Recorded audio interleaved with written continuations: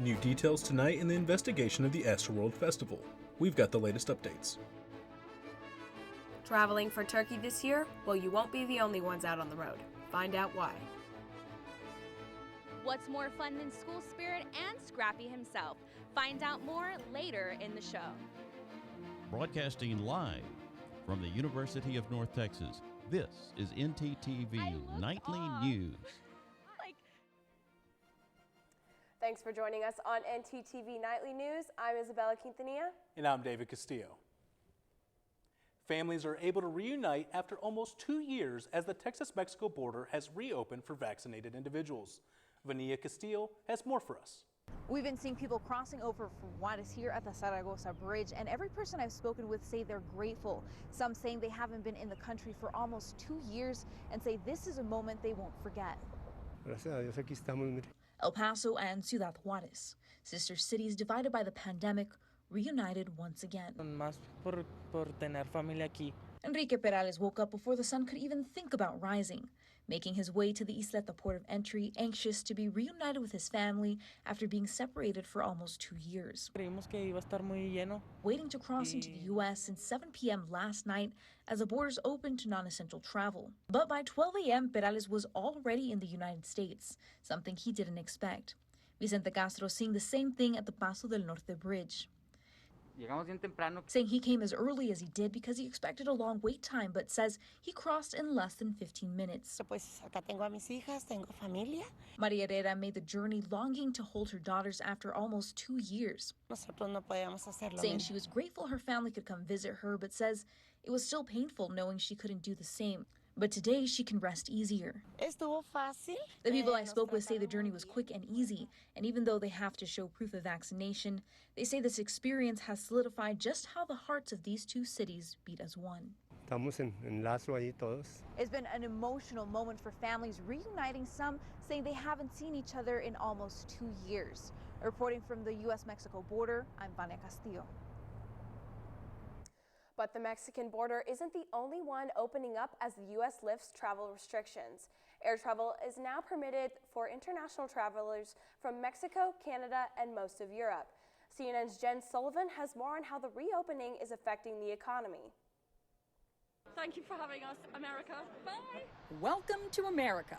The U.S. is accepting fully vaccinated foreign travelers at airports and land borders after 20 long months. This is absolutely one of the key parts of the recovery is restarting the international travel system on which so many of our members depend. The American Society of Travel Advisors praising the move. International air travelers must have a proof of COVID-19 vaccination and a negative test. Land travelers also required to show proof of vaccination, but no test. We understand there's going to be some complexities in implementing this. This is a brand new system in terms of verifying vaccination, testing requirements, etc. The airline industry expecting a major boost. On Monday, 253 international flights were scheduled to arrive at Newark Liberty and John F. Kennedy International Airports. That's up 11% over a similar day in October, according to the Port Authority of New York and New Jersey. Yeah, first time back since pre-pandemic. Tourism and hospitality leaders predicting the move will supercharge their industries as they struggle to recover from coronavirus-related closures. Restoring links with the UK, with EU, with Canada, it's pretty much the most important thing that we can do in terms of helping their business. The National Retail Federation says U.S. retailers are hoping the return of international travelers may lead to a new wave of spenders and generate more sales as the holiday season quickly approaches. For today's Consumer Watch, I'm Jen Sullivan. Thanksgiving is right around the corner, and traveling to see your loved ones is looking like a lot like it did pre-pandemic. AAA is predicting that more than 53 million people are expected to travel this holiday season. That's up 13% from last year. While more than 4 million are expected to fly, most holiday travelers will be likely on the roads. AAA is predicting 48 million people will be driving this Thanksgiving.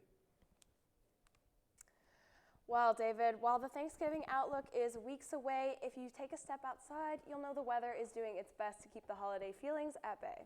You're right, Isabella. As a born and raised Texan, I know to expect this kind of fickle weather in November, but let's head over to weather anchor Hannah Gonzalez for a look at this week's forecast. Well, Isabel and David, I'm currently at Apogee where the Scrappy Games are being held this year. But our live shot reporter, Alyssa Uthorthe, will get more into that later on in the show. As far as weather goes, let's go ahead and take a look at the current conditions here in Denton. We can see we're sitting at 70 degrees, feels a bit cooler at 67. Now we do have an 8-mile-per-hour wind speed coming from the south. Moving into tonight's conditions around 10 p.m., the clouds will push through. Temperatures will cool down a bit, sitting at 66, feels like 63, and we're still sticking with those 8-mile-per-hour wind speeds coming from the south. Let's take a quick look at tomorrow's conditions.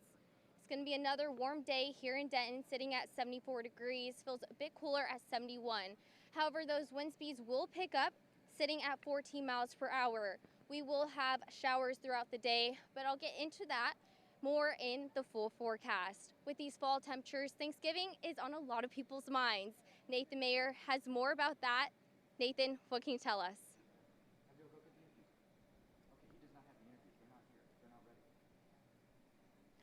Thanks, Hannah. Here at the Argyle Methodist Church, the spirit of giving has arrived. This Thanksgiving season. The church is hoping to feed as many as 500 people in their annual community table event. For more information, I am joined by Pastor Jennifer Stevens. Pastor Stevens, how did this idea come about, and when did you guys kind of formulate this? Okay, so we had a church member in 2001 who had a relationship with Health Services of North Texas. Health Services of North Texas serves a wide variety of the Denton County community who can't afford health care, who need health services and don't have access to those. They found that a lot of their families didn't have access to what they needed in the holidays, including just a basic meal. So the church was available. It was something they could provide, and so we invited them into our walls, into the church, and started serving Thanksgiving. Very nice. And then how did you guys kind of adapt this over the years, and what are your goals for this coming year? Sure. So I want to introduce you to Pastor Rick Williamson. He's our senior pastor, and he can tell you a little bit about where we've come. Yeah, starting back in 2001, every year we've had about 200 people come and be served. And we would have this table in the church, and they'd come and they would sit in the church and eat. But when COVID happened, things changed. And so we started to do drive-through. At that point, we had 350 people, and now this year, we have 700 people that are participating, needing food. Just an amazing change. That is amazing. Thank you, guys. And if anybody else needs any food this holiday season, on November 18th is when they're having the table. Thank you very much. Thanks, Nathan. With this being the season of giving, the Salvation Army Red Kettles are returning this week to the Denton area. The Salvation Army's Denton branch is aiming to raise $90,000 and will bring bell ringers to 25 Denton area locations this year. The organization is also hosting its Angel Tree Toy Drive, which they are expecting to provide gifts for about 900 area kids. Denton residents have until December 3rd to adopt an angel. The Mean Green Means basketball team had a season to never forget last year. It certainly was, David. History was made left and right. Our sports anchor Lincoln Revel is live at the UNT Super Pit with more on this year's team. Lincoln? Yeah, guys, I'm here at the Super Pit where the men's and women's basketball teams are set to get their 2021-2022 seasons underway tonight. The women's team is actually currently playing the University of Science and Arts of Oklahoma, and the men's team is set to take on Oklahoma Christian shortly after the conclusion of the women's game tonight. Now, I'll be here throughout the show with updates for y'all from the games, along with an update on a big celebration that's happening for the men's game later on. But for now, Isabella and David, back to y'all at the desk. Thanks, Link. Well, when it comes to another kind of entertainment, you can't beat a good movie. But there is a new twist, and we'll tell you about it later in the newscast. And it's been 2 years since UNT's last homecoming. Find out how you can stay safe for all the events this week.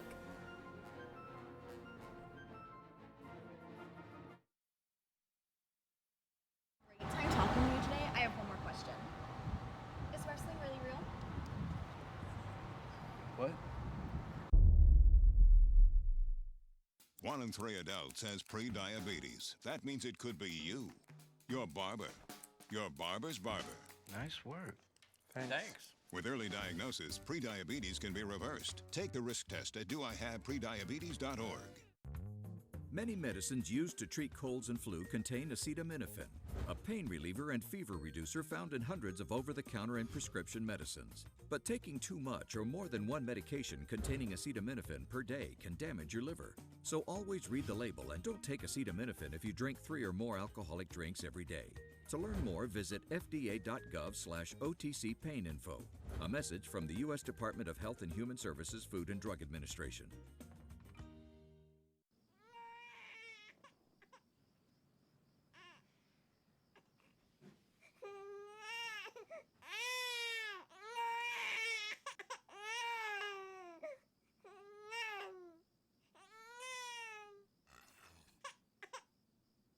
If you love them enough to suck the snot out of their nose at 4 a.m., then surely you'll check nhtsa.gov/the right seat to make sure they're in the right car seat.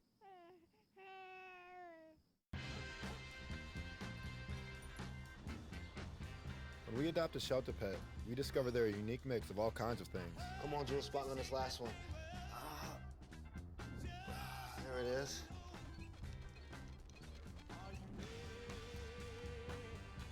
Keep going with it. Leo.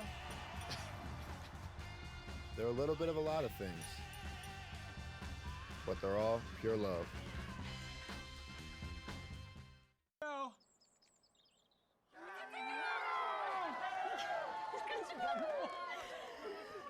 What's this?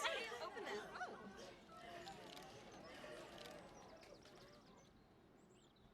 Wait, what? Hey.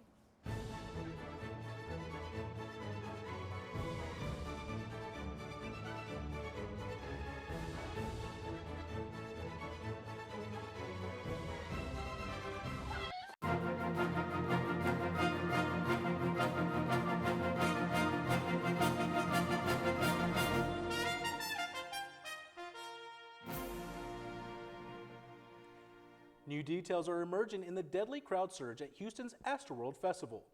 With the death of 8 victims, lawsuits continue to pile up against rapper Travis Scott and those behind the scenes. CNN's Isabella Rosales has the story. Intense scrutiny over the deadly Astroworld Festival. They were on the ground and basically getting trampled, and no one would pick them up. Rapper Travis Scott and those behind promoting and planning the event under the microscope, accused of not doing enough to prevent or react to the crowd surge. The way the barricades were set up had people trapped in, and it was a death trap. The medical examiner's office says it could take several weeks to determine the cause of death for the 8 victims. Many people want to shed blame, but it's really too early. Scott says he will pay for the funeral costs of the victims. 3 people remain hospitalized, including a 9-year-old boy. His family says he's in a medically induced coma. A 9-year-old child had a heart attack because he was being trampled so severely. Lawsuits continue to stack up, at least 18 filed since Friday. This should have been stopped from the very beginning, and what we know for sure is that Travis Scott continued to perform. Scott maintains he had no idea the extent of what was happening in the crowd. Fellow performer Drake posted Monday, "My heart is broken for the families and friends of those who lost their lives and for anyone who is suffering."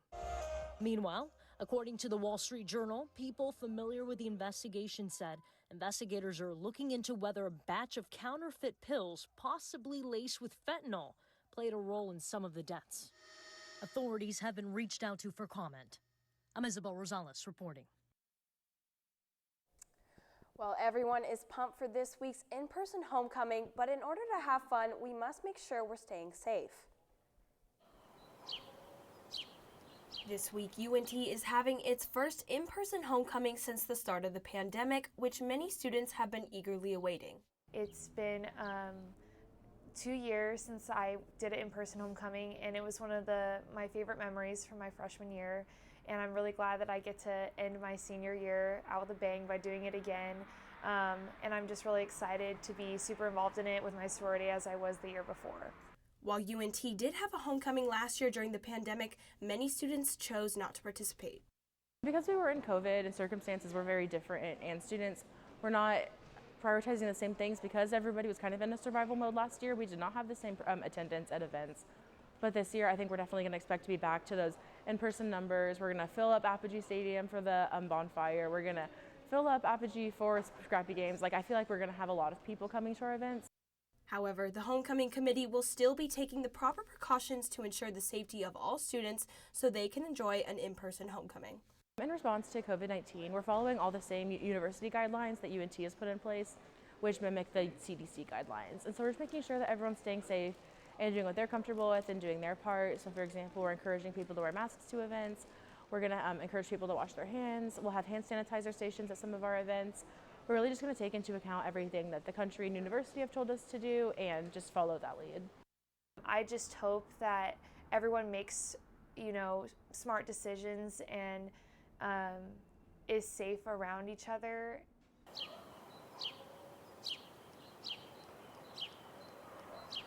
If you want to stay COVID safe and celebrate homecoming week, tonight's event will be held outside at Apogee Stadium. Alyssa Tuarte has more on Scrappy Games and how you can participate. Thanks, guys. I am very excited to be here at Apogee Stadium. Scrappy Games starts tonight at 7 p.m. You do not want to miss out on all the fun. To celebrate homecoming, I am very excited for the couple of games, Scrappy-thon and Rapid Fire. We want everyone to come out and have a great time celebrating homecoming week. All of the winners will receive prizes and participation will go towards your homecoming passport. Now, the weather tonight has been great, and I hope for even greater weather for the rest of homecoming week. Hannah Gonzalez has more on what to expect.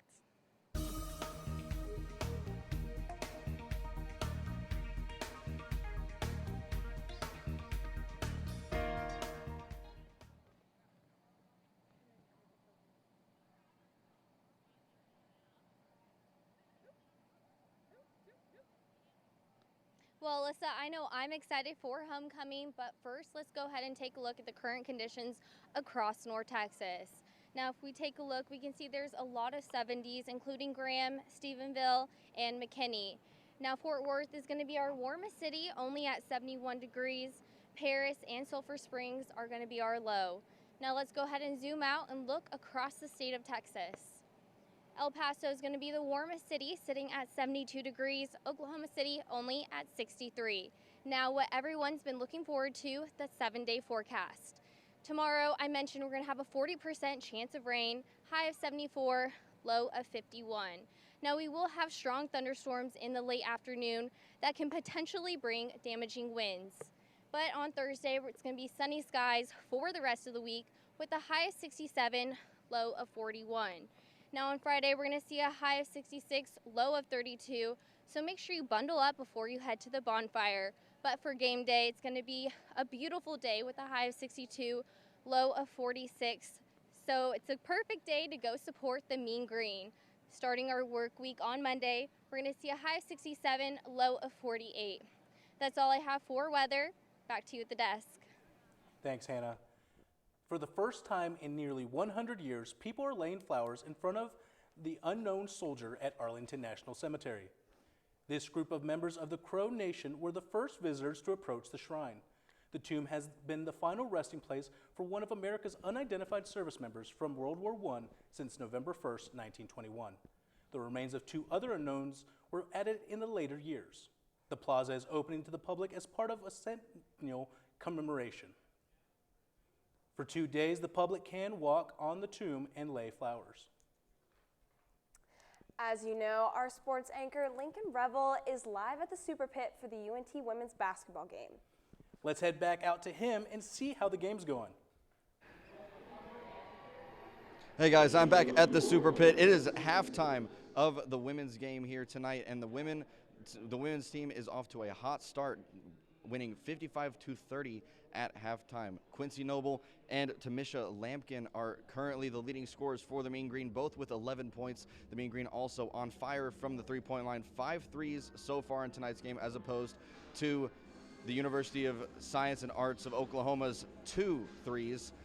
Once again, the Mean Green currently leading 55-30 at the halftime break. That's all I have for right now. I'll be back later on in the show, but for now, back to y'all at the desk. Thanks, Lincoln. When it comes to delivering goods, find out how one store is taking the driver out of deliveries. We'll explain. And with homecoming events happening all week, find out how students are putting the green in Mean Green. Stick with us. Moments that shape our lives to those that shape our days. Broadcasters are there, delivering the most trusted news that keeps you informed when it matters. We are your neighbors, a trusted voice, a lifeline. We are broadcasters. Text TV to 52886 and let Congress know you depend on your local TV and radio stations. This message furnished by the National Association of Broadcasters.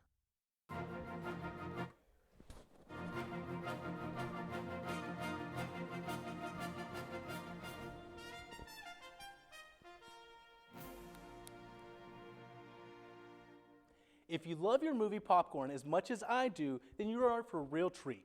AMC Theaters will start selling their popcorn in grocery stores and malls beginning next year. They will also sell packaged microwavable versions in other stores. AMC claims to sell up to 52 million bags of popcorn each year, not counting COVID years, and that is more than any other movie company in the world. Well, let's hope AMC keeps the prices down because the price of one of my other favorite foods is going up. You're going to be paying more next year for Oreos, Easy Mac, as well as fan faves like Chips Ahoy, Ritz Crackers, and Sour Patch Kids. And if you're a fan of Jell-O and Jell-O pudding, who isn't, you can't expect to shell out more for those yummy desserts.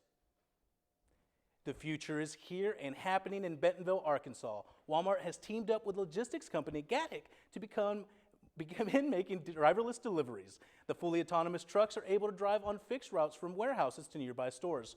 Walmart's new transport method said to be efficient, safe, and sustainable. Thanks, David. Well, given that homecoming is the week to really show off your mean green pride, I'm curious to see how students are showing off their school spirit by having a green thumb. Brooke Deering went into the heart of the campus to get the inside scoop on this week's Living Green. Brooke?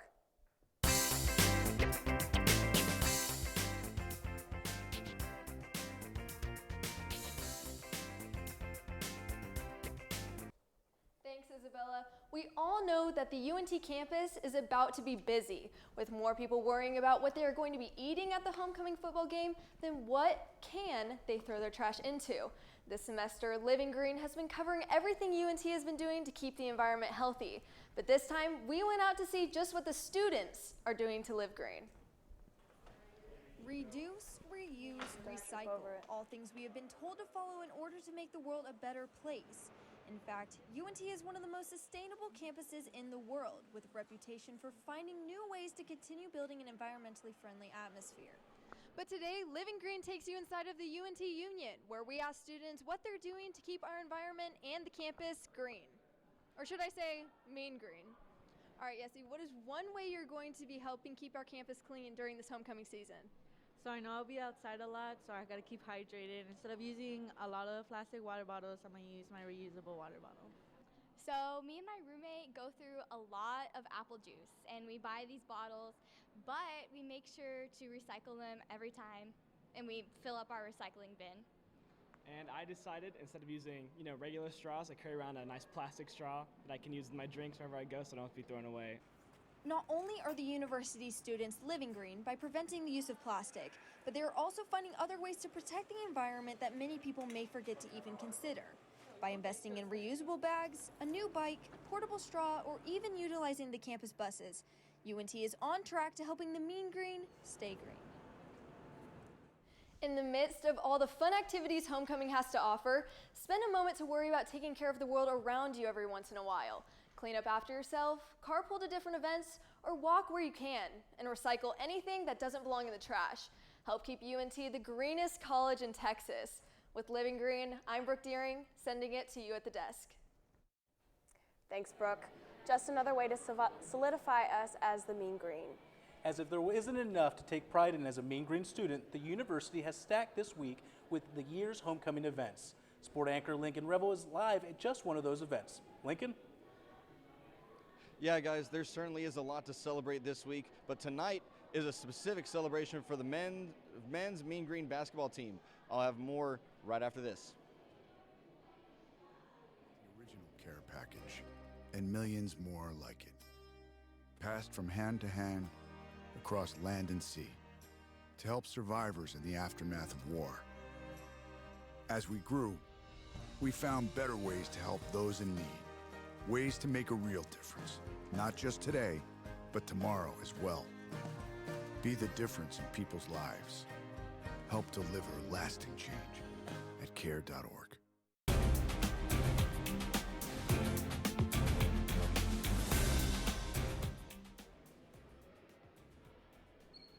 Tonight is a big night for Mean Green Athletics. Tonight, the men's Mean Green basketball team is being celebrated for their huge achievements just 8 months ago. For starters, the Mean Green men's team was able to capture their first Conference USA title by defeating Western Kentucky in early March to capture their first Conference USA title in team history. Now, this isn't their first conference title in team history, as they did win a Sun Belt Conference title in 2010 before heading to March Madness. However, they were knocked out in the first round that year. That's where this season makes such a big difference. Last season, the UNT men's team also defeated the Purdue Boilermakers in a huge 13-4 upset to capture their first March Madness win in team history. Now, in honor of these achievements, the men's team is having banners raised tonight, and I'll move now to my beautiful model, Scrappy, here.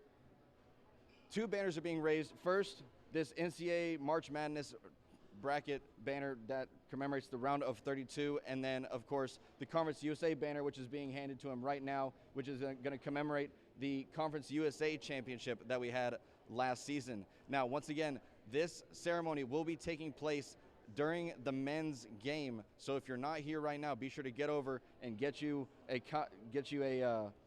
a free replica banner and watch the banner ceremony later tonight. That's all for me here from the, oh wait, hang on, sorry. Now, just in case you weren't aware this week, this is also a huge week for UNT in general. Why? It is homecoming week. The Mean Green football team is set to take on the UTEP Miners this Saturday to wrap up this week of festivities. Saturday's game is coming after a big come-from-behind win against Southern Miss on Saturday, where the Mean Green scored 38 unanswered points to take a 38-14 win over the Golden Eagles. This is the first time this season that UNT has won back-to-back games, and they'll be looking to keep their momentum going against the Miners team they have defeated 4 years in a row. Kickoff this weekend is at 3 p.m., which is a little bit earlier than it has been in past weeks, but it is still the perfect time to come and see the Mean Green play football this weekend. Now, that's all from me for tonight. Back to y'all at the desk. A lot going on. Thanks, Lincoln. Let's take a look back at Apogee. Alyssa, what's happening as the event is about to begin? Well, Isabella, the games start in 30 minutes, and so far we've seen participants stretch and get ready for the event. That's right. Now we're going to go enjoy the Scrappy game. So, Isabel and David, back to you in the studio. Thanks, guys. Thanks for watching ntTV Nightly News. Join us again tomorrow night at 6 here on North Texas Television.